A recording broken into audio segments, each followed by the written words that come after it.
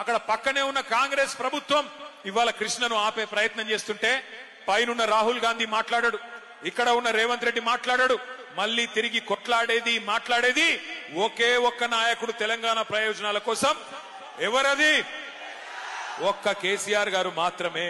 అందుకే కేసీఆర్ దండుగా మేము ఇవాళ అచ్చంపేట గడ్డ మీద నుంచి అడుగుతా ఉన్నాం ముఖ్యమంత్రి రేవంత్ రెడ్డిని, కాంగ్రెస్ ప్రభుత్వాన్ని, నీకు దమ్ముందా ఆల్మట్టిని ఆపేది, లేదా ఈ గులాబీ దండు బయలుదేరి అక్కడ పోయి అడ్డుకోవాలా చెప్పమని చెప్పి నేను అడుగుతా ఉన్నా.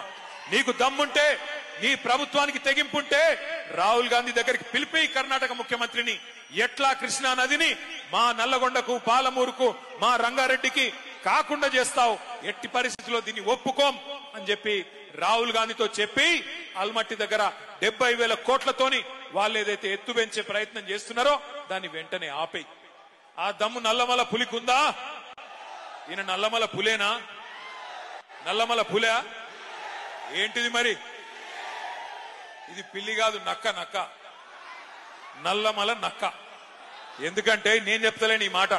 నిన్న కొడంగల్ నుంచి కొంతమంది వచ్చినారు తమ్ముళ్ళు, 300 మంది పార్టీలో జాయిన్ అయినారు, కాంగ్రెస్ వాళ్ళు, బీజేపీ వాళ్ళు.